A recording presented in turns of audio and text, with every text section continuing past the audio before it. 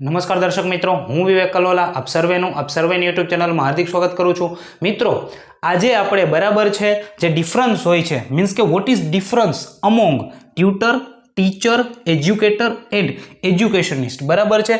ઘણા બધાને એવો પ્રશ્ન હોય છે, બરાબર છે, કે ટ્યુટર અને ટીચરમાં શું ડિફરન્સ હોય છે, એજ્યુકેશન અને એજ્યુકેશનિસ્ટમાં શું ડિફરન્સ હોય છે. બરાબર છે.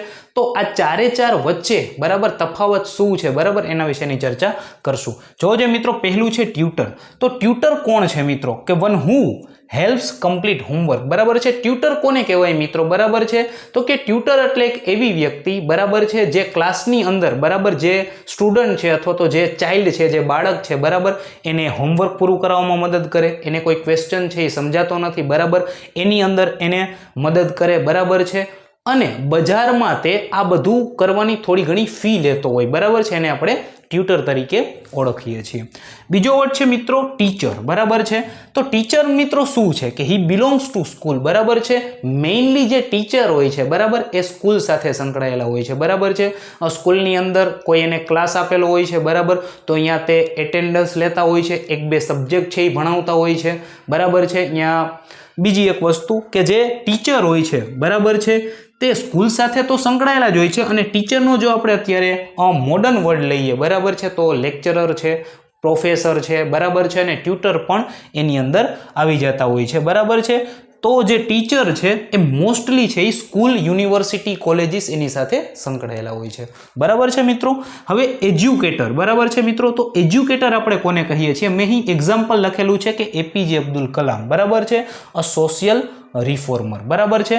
ટૂંકમાં અ સોશિયલ રિફોર્મર કેન બી એજ્યુકેટર. બરાબર છે. તો મિત્રો, એજ્યુકેટર કોને કહેવાય? બરાબર, તો જે સમાજને સુધારવામાં બરાબર મદદ કરે, બરાબર સમાજને સુધારવા માટે લોકોને શિક્ષિત કરે, બરાબર છે, કે કેવી રીતે બરાબર શિક્ષણ લેવું જોઈએ, બરાબર છે, કેવી રીતે આપણો દેશ છે એ બદલશે, કેવી રીતે ક્વેશ્ચન પૂછવો જોઈએ, બરાબર છે.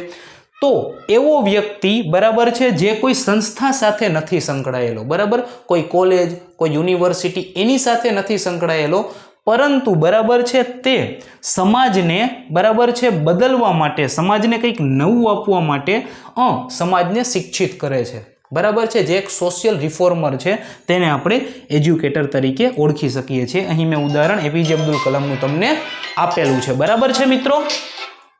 એના પછી છે મિત્રો એજ્યુકેશનિસ્ટ. તો મિત્રો, ઘણા બધાને એજ્યુકેટર અને એજ્યુકેશનિસ્ટ છે, બરાબર છે, એની અંદર સરખું લાગતું હોય છે. એમને એવું થતું હોય છે કે આ બંને વર્ડ છે એ સરખા છે, પરંતુ ના, એ બંનેની વચ્ચે ડિફરન્સ છે. જોવો જોઈએ મિત્રો કે one who is expert of education. બરાબર છે. જે એજ્યુકેશનનો એક્સપર્ટ હોય મિત્રો, બરાબર છે, એને આપણે એજ્યુકેશનિસ્ટ કરે છે. બરાબર છે. અથવા તમે શું કહી શકો છો કે હુ મેક્સ એજ્યુકેશન પોલિસી. બરાબર છે. જે એજ્યુકેશન માટેની પોલિસી બનાવે છે તેને આપણે એજ્યુકેશનિસ્ટ કહેવાય છે.